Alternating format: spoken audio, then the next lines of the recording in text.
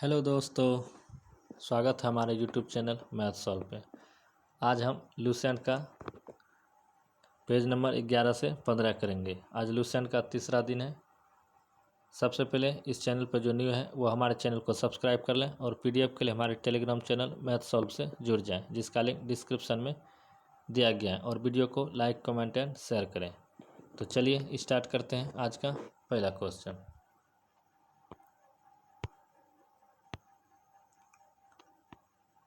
11 से 15 page number है और पहला क्वेश्चन बोल रहा है, चतुर्थ बौद्ध संगति का आयोजन कहाँ हुआ था और इसके बाद बौद्ध धर्म में कौन सा प्रमुख विभाजन हुआ। तो चतुर्थ बौद्ध संगति यह हुआ था कुंडलवन, कश्मीर में, और इसके बाद हीनयान एवं महायान में विभाजन हो गया था। चतुर्थ बौद्ध संगति यह चतुर्थ बौद्ध संगति 98 ईसा पूर्व में हुआ था। प्रथम बौद्ध संगति देखते हैं। प्रथम बौद्ध संगति 483 ईसा पूर्व में हुआ था। द्वितीय बौद्ध संगति यह 383 ईसा पूर्व में हुआ था। तृतीय बौद्ध संगति यह 250 से 55 के बीच ईसा पूर्व में हुआ था। और पहला बौद्ध संगति यह राजगिरी में हुआ था। दूसरा वैशाली में हुआ था। तीसरा पाटलिपुत्र में हुआ था और चौथा कुंडलवन में हुआ था। और पहले बौद्ध संगति की अध्यक्षता किया था महाकश्यप ने। दूसरे बौद्ध संगति की अध्यक्षता किया था सबाकौमी में। और तीसरे बौद्ध संगति का अध्यक्षता किया था मोगलीपुत्र तीस ने। और चतुर्थ बौद्ध संगति का अध्यक्ष किया था वसुमित्र ने और इसमें उपाध्यक्ष किया था अश्वघोष ने। और प्रथम बौद्ध संगति का शासनकाल था अजातशत्रु, दूसरे में था कलाशोक के समय, और तीसरा था अशोक के समय, और चौथा था कनिष्क के समय। चलते हैं नेक्स्ट क्वेश्चन 2 नंबर के। 2 नंबर क्वेश्चन बोल रहा है, महायान बौद्ध धर्म के संदर्भ में निम्नलिखित में से कौन सा कथन सत्य है। तो इसका सही आंसर हो जाएगा ऑप्शन नंबर डी। इसका आदर्श बोधिसत्व और इसमें मूर्ति पूजा में विश्वास किया जाता है। नेक्स्ट क्वेश्चन है 3 नंबर। बौद्ध धर्म के त्रिपिटक के किस पिटक में संघ के भिक्षु एवं भिक्षुणी के लिए बनाए गए नियमों का संग्रह है। तो बुद्ध के नियम एवं कानून का संग्रह यह किस में है। तो यह विनय पिटक में है। और सूत्र पिटक में बुद्ध के धार्मिक सिद्धांतों के संवाद के रूप में संकलित किया गया है। जबकि अभिधम्म पिटक में सूत्र पिटक में वर्णित सिद्धांतों के सुव्यवस्थित अनुशीलन के लिए आवश्यक सूचियों का सारांश किया गया है। और खुद्दक निकाय यह सूत्र पिटक का ही भाग है। नेक्स्ट क्वेश्चन है 4 नंबर।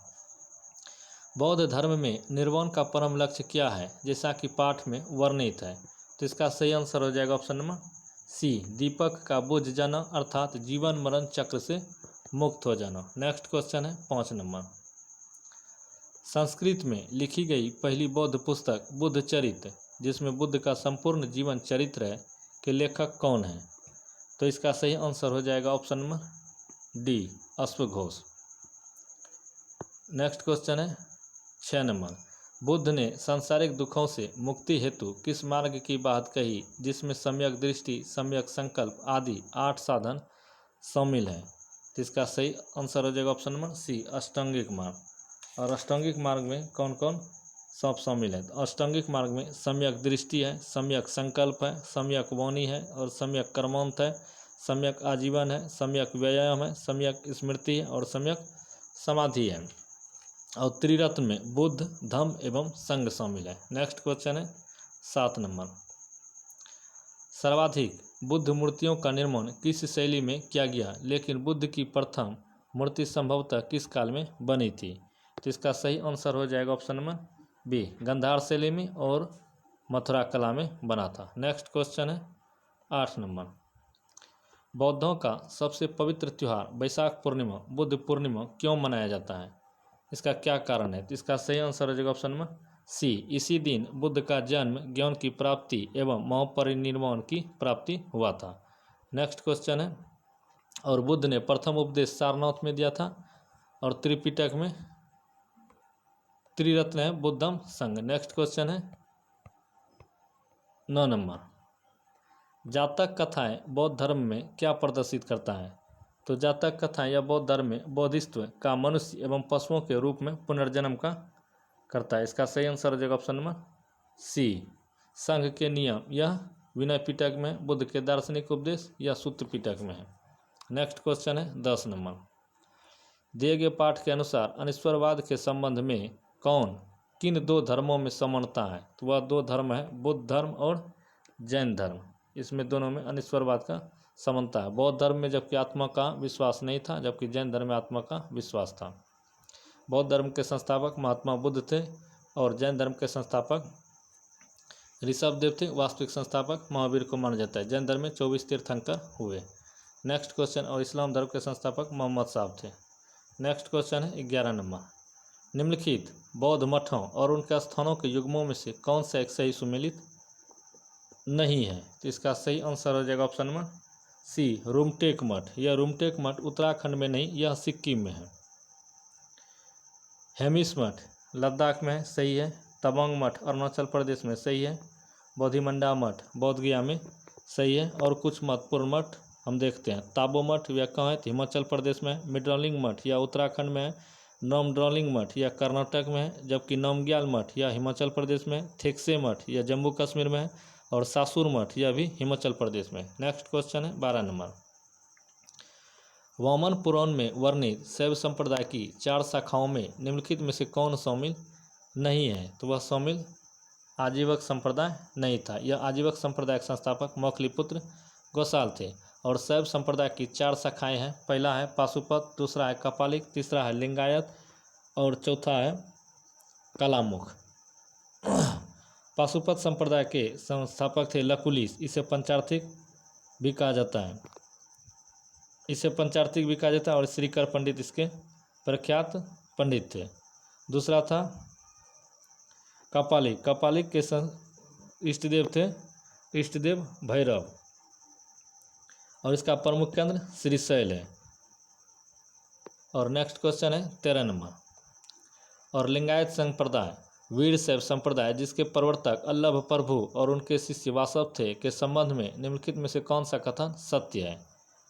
तो इसका सही आंसर हो जाएगा ऑप्शन नंबर ए, उन्होंने जाति प्रथा का कड़ा विरोध किया और विधवा विवाह का समर्थन किया। यह कथन सत्य है। इस संप्रदाय के इष्टदेव भैरव थे। यह किसका था? कपालिक का था। वे नरकंकाल में भोजन करते थे और शरीर पर चिता के भस्म लगाते थे। यह भी कपालिक का है। नेक्स्ट क्वेश्चन 14 नंबर, सांची का स्तूप बुद्ध और अन्य धार्मिक व्यक्तियों के अवशेष रखे गए हैं स्तूपों की किस श्रेणी में आता है? तो यह आता है अवशेष स्तूप के रूप में। नेक्स्ट क्वेश्चन है 15 नंबर, लिंग पूजा का पहला स्पष्ट वर्णन किस पुराण में मिलता है? तो वह मिलता है मत्स्य पुराण में। सबसे पुराना पुराण भी मत्स्य पुराण है और पुराणों की संख्या 18 है।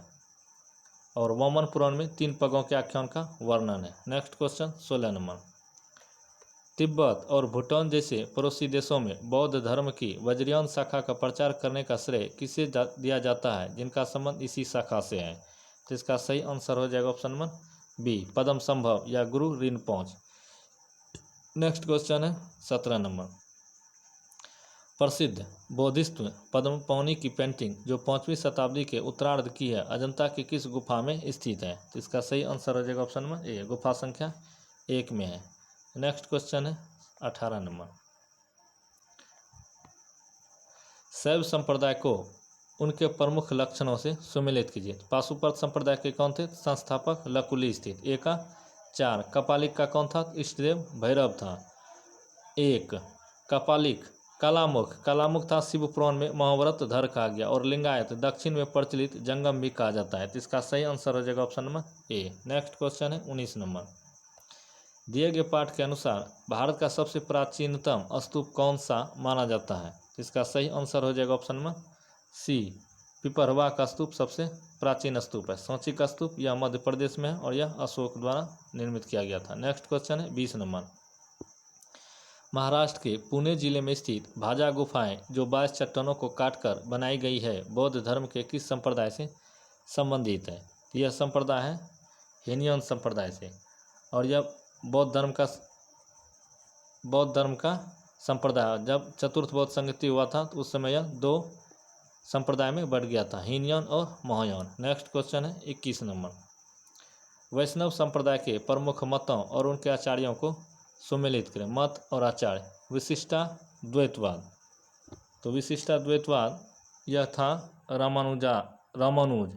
द्वैतवाद कौन था? द्वैतवाद था आनंद तीर्थ। शुद्धाद्वैतवाद कौन था? तो वह वल्लभाचार्य था। और द्वैताद्वैतवाद था निम्बकाचार्य था। इसका सही आंसर हो जाएगा ऑप्शन नंबर ए। और वैष्णव संप्रदाय था विशिष्ट द्वैतवाद का, जबकि ब्रह्म संप्रदाय था वह द्वैत संप्रदाय से संबंधित था। और रुद्र संप्रदाय या शुद्धाद्वैत से संबंधित था। और सनक संप्रदाय द्वैताद्वैत से संबंधित था। और इसे नेक्स्ट क्वेश्चन है 22 नंबर। प्रसिद्ध मंदिर और उनके निर्माताओं के संबंध में कौन सा युग्म सही सुमेलित नहीं है? तो इसका सही आंसर हो जाएगा ऑप्शन नंबर डी, पशुपतिनाथ मंदिर नेपाल या अशोक मौर्य से संबंधित नहीं है। कैलाश मंदिर एलोरा राष्ट्रकूट वंश बनवाया था, सही है। बृहदेश्वर मंदिर तंजौर राजराज प्रथम चोल वंश, यह भी सही है। अंकोरवाट मंदिर जो कंबोडिया में स्थित है सूर्यवर्मा, यह भी सही है। पशुपतिनाथ मंदिर यह नेपाल में स्थित है। नेक्स्ट, और इसे 1979 में यूनेस्को विश्व विरासत स्थल में शामिल किया गया है। नेक्स्ट क्वेश्चन है 23 नंबर। इस्लामी संवत या हिजरी संवत की शुरुआत किस ऐतिहासिक घटना से मानी जाती है?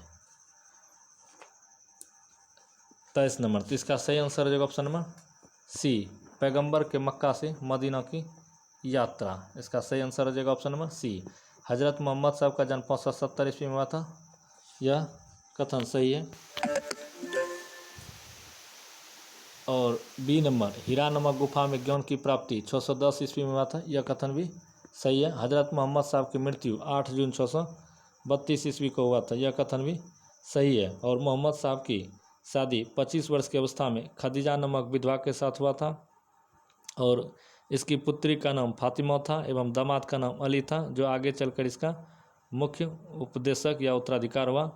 और अली का बेटा का नाम सिया था। और मोहम्मद साहब की मृत्यु के बाद इस्लाम दो पंथों में विभक्त हो गया था, सुन्नी और सिया। सुन्नी वो था जो सुन्ना में विश्वास करता था, और सिया वो था जो अली के सुन्ना पैगंबर मोहम्मद साहब के कथनों तथा कार्यों पर विवरण था, और सिया अली की शिक्षाओं में विश्वास करता था। मोहम्मद साहब के पैगंबर के जन्मदिन पर ईद ए मिलाद उन नबी पर्व मनाया जाता है। Next question 24 number. पल्लव काल में दक्षिण भारत में शैव धर्म का प्रचार प्रसार करने वाले नैनार संतों की संख्या कितनी बताई गई है? तो इसका सही आंसर हो जाएगा ऑप्शन नंबर सी, 63 बताई गई है। उपनिषदों की संख्या कितना है? तो 108 है। Next question 25 number. नौत संप्रदाय की स्थापना किसने की तथा किसके समय में इसका व्यापक प्रचार प्रसार हुआ? तो इसका सही आंसर हो जाएगा ऑप्शन नंबर बी, मत्स्येंद्र नाथ गोरखनाथ। नेक्स्ट क्वेश्चन है 26 नंबर। इस्लाम में सुन्नी और शिया पंथों में विभाजन का मूल कारण क्या था? तो इसका सही आंसर हो जाएगा ऑप्शन नंबर सी, पैगंबर मोहम्मद साहब के उत्तराधिकार के प्रश्न को लेकर। नेक्स्ट क्वेश्चन है 27 नंबर। वासुदेव कृष्ण का सबसे प्रारंभिक अभिलेखीय उल्लेख कहाँ पाया गया है? तो इसका सही आंसर हो जाएगा ऑप्शन नंबर सी, वेशनगर स्तंभ अभिलेख में। नेक्स्ट क्वेश्चन है 28 नंबर।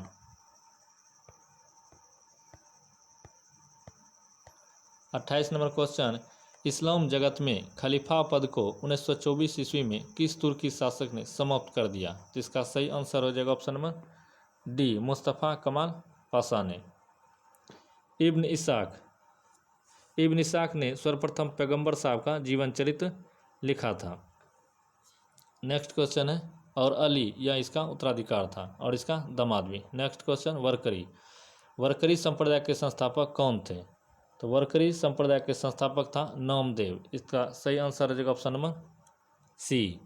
जबकि श्री वैष्णव संप्रदाय का संस्थापक था रामानुज। परमार्थ संप्रदाय का संस्थापक था रामदास, जिसकी पुस्तक दासबोध है।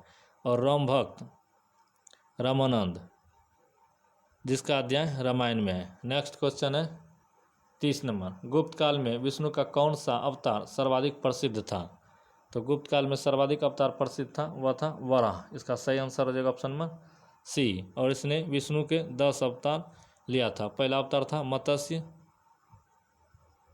विष्णु के 10 अवतारों को उल्लेख मत्स्य पुराण में मिलता है, और इसके 10 अवतार हैं मत्स्य, कूर्म, वराह, नृसिंह, वामन, परशुराम, राम, बलराम, बुद्ध और कल्कि, और विष्णु के सुदर्शन चक्र में 6 तिल्लियाँ थी। नेक्स्ट क्वेश्चन है 31 नंबर, मगध पर शासन करने वाले निम्नलिखित वंशों का सही कालानुक्रम क्या है? तो इसका सही आंसर हो जाएगा ऑप्शन नंबर सी, हर्यक वंश, शिशुनाग वंश, नंद वंश और मौर्य वंश। हर्यक वंश के संस्थापक बिंबिसार थे, शिशुनाग वंश के संस्थापक शिशुनाग थे, नंद वंश के संस्थापक महापदम नंद थे और मौर्य वंश के संस्थापक चंद्रगुप्त मौर्य थे। नेक्स्ट क्वेश्चन है 32 नंबर, हर्यक वंश के संस्थापक बिंबिसार के संबंध में निम्नलिखित में से कौन सा कथन असत्य है? तो इसका सही आंसर हो जाएगा ऑप्शन नंबर सी, उसने अपने राजवैद्य जीवक को अवंती के राजा प्रद्युत के इलाज के लिए भेजा था। वह इलाज के लिए नहीं भेजा था, उनकी सेवा शुश्रूषा के लिए भेजा था। इलाज के लिए महात्मा बुद्ध की सेवा में बिंबिसार ने राजवैद्य जीवक को भेजा था। और यह कथन सब सही है। उसने ब्रह्मदत्त को हराकर अंगराज्य को मगध में मिला लाया, यह कथन सही है। उसने राजगिरी का निर्माण कर उसे अपनी राजधानी बनाया, यह कथन भी सही है। वह प्रारंभ में जैन धर्म का अनुयायी था, यह कथन भी सही है। नेक्स्ट क्वेश्चन है, और इसकी हत्या बिंबिसार की हत्या उसके पुत्र अजातशत्रु ने कर दी और वह 493 ईसा पूर्व में मगध की गद्दी पर बैठा था। और अजातशत्रु का उपनाम कुनिक था, वह प्रारंभ में जैन धर्म का अनुयायी था। और अजातशत्रु ने करीब 32 वर्षों तक मगध पर शासन किया था। और अजातशत्रु के सुयोग्य मंत्री का नाम वरस्कार या वर्षकार था, जो अजातशत्रु ने वैशाली पर विजय प्राप्त किया था। और इसके अजातशत्रु की हत्या उसके पुत्र उदयन ने किया था और वह मगध की गद्दी पर बैठा था। उदयन ने राजधानी वैशाली से हटाकर अपनी राजधानी पाटलिग्राम की स्थापना किया था। और हर्यक वंश का अंतिम राजा उदयन का पुत्र नागदक्षक था। और नागदक्षक की हत्या शिशुनाग ने किया और हर्यक वंश को हटाकर शिशुनाग वंश की स्थापना किया। Next question 33 number, 33 number question, यूनानी लेखक जस्टिन द्वारा सेंड्रोकोटस कहे गए भारतीय शासक की पहचान चंद्रगुप्त मौर्य के रूप में किसने किया? तो इसका सही आंसर हो जाएगा option number B, William Jones ने। मेगास्थनीज यह सेल्यूकस निकेटर का राजदूत था और इसकी पुस्तक का नाम इंडिका है और जो चंद्रगुप्त मौर्य के दरबार में आया था। नेक्स्ट क्वेश्चन है 34 नंबर, सिकंदर और पंजाब के शासक पोरस के बीच हुए युद्ध को किस नाम से जाना जाता है? तो इसका सही आंसर हो जाएगा ऑप्शन नंबर ए, वितस्ता या हाइडे स्पीच का युद्ध। सिकंदर का सेनापति था सेल्यूकस निकेटर और सिकंदर अरस्तु का शिष्य था। और सिकंदर का जन्म 356 ईसा पूर्व में हुआ था और उसके पिता का नाम लुई फिलिप था। लुई फिलिप 359 ईसा पूर्व में वह मकदूनिया का शासक था और इसकी हत्या 329 ईसा पूर्व में कर दिया गया था। और सिकंदर स्थल मार्ग द्वारा 325 ईसा पूर्व में भारत से लौटा था। और सिकंदर की मृत्यु 323 ईसा पूर्व में बेबीलोन में 33 वर्ष की अवस्था में हुआ था। और सिकंदर के जल सेनापति का नाम था निर्याकस और सिकंदर के प्रिय घोड़ा था बकोफेला और इसी के नाम पर उसने झेलम नदी के तट पर बोकेफेला नामक नगर बसाया था। नेक्स्ट क्वेश्चन है 35 नंबर, किस शासक ने मगध की राजधानी को पाटलिपुत्र से हटाकर वैशाली में स्थापित किया था? तो उसने अपने पिता की हत्या करके पाटलिपुत्र से हटाकर वैशाली किया था, तो वह किया था अजातशत्रु ने। इसका सही आंसर हो जाएगा ऑप्शन नंबर, पाटलिपुत्र से हटाकर वैशाली किया था। तो इसका सही आंसर हो जाएगा option number A, Ajatashatru.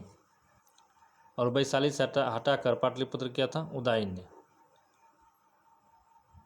Next question है 36 नंबर, कौटिल्य चाणक्य द्वारा लिखित पुस्तक अर्थशास्त्र का संबंध मुख्यतः किस विषय से है? इसका सही आंसर हो जाएगा ऑप्शन नंबर सी, राजनीति और प्रशासनिक नीतियों से।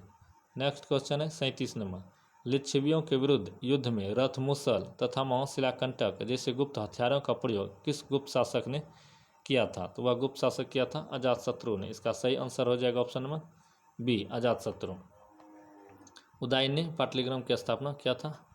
नेक्स्ट क्वेश्चन है 38 नंबर, चंद्रगुप्त मौर्य ने किस जैनी गुरु से जैन धर्म की दीक्षा ली थी और अपना अंतिम समय श्रवण बेलगोला में बिताया था?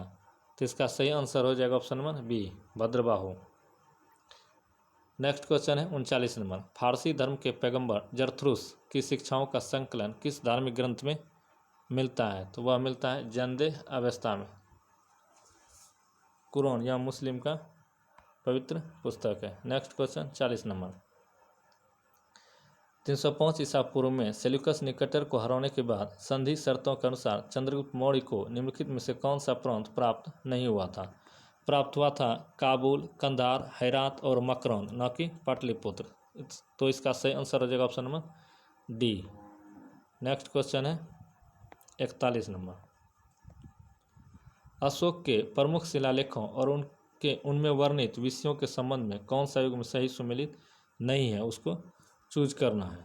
तो इसका सही आंसर हो जाएगा ऑप्शन नंबर डी 11वां शिलालेख। 11वां शिलालेख में धम्म की व्याख्या किया गया है, न कि स्त्री महामात्राओं की नियुक्ति। अब हम अशोक के शिलालेखों के बारे में पढ़ते हैं।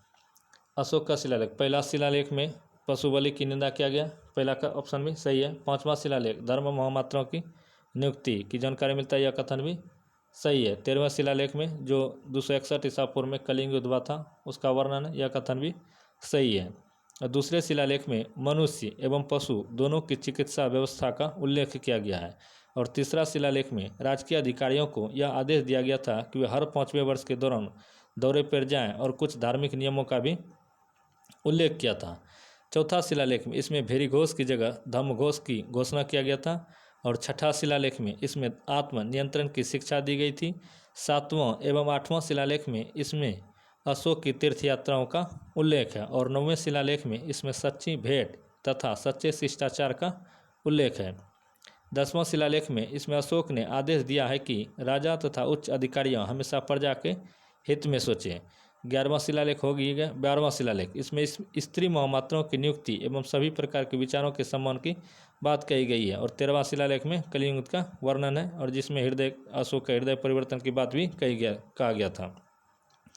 और 14वां शिलालेख में अशोक ने जनता को धार्मिक जीवन बिताने के लिए प्रेरित किया है। और अशोक पहले ब्राह्मण धर्म का अनुयायी था। कलहन के राजतरंगिणी से पता चलता है कि वह शैव धर्म का उपासक था। निर्गोध के प्रवचन सुनकर उसने बौद्ध धर्म को अपना लिया था। नेक्स्ट क्वेश्चन है 42 नंबर।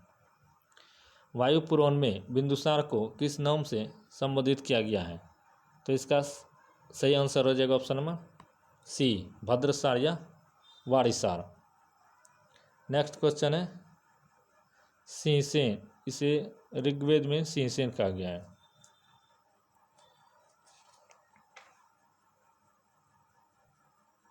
वायु पुराण में बिंदुसार को भद्रसार या वारिसार कहा गया है, जबकि जैन ग्रंथों में बिंदुसार को सिंहसेन कहा गया है। नेक्स्ट क्वेश्चन है 43 नंबर। मेगास्थनीज द्वारा इंडिका में दिए गए विवरण के अनुसार निम्नलिखित कथनों पर विचार करें। पाटलिपुत्र एक विशाल प्राचीर से घिरा था, इसमें 570 बुर्ज और 64 द्वार थे, यह कथन सही है। राजा का महल पत्थर का बना था जिसे लकड़ी की नक्काशी से अलंकृत किया गया था, यह कथन गलत है। तो इसका सही आंसर हो जाएगा ऑप्शन नंबर ए, केवल फर्स्ट सही है। नेक्स्ट क्वेश्चन है 44 नंबर। किस स्थान से प्राप्त उभारदार मूर्ति शिल्प रिलीफ स्कल्पचर शिलालेख में अशोक के प्रस्तर रूप चित्र के साथ रानियों अशोक, राजा अशोक निम्नलिखित उल्लेखित है?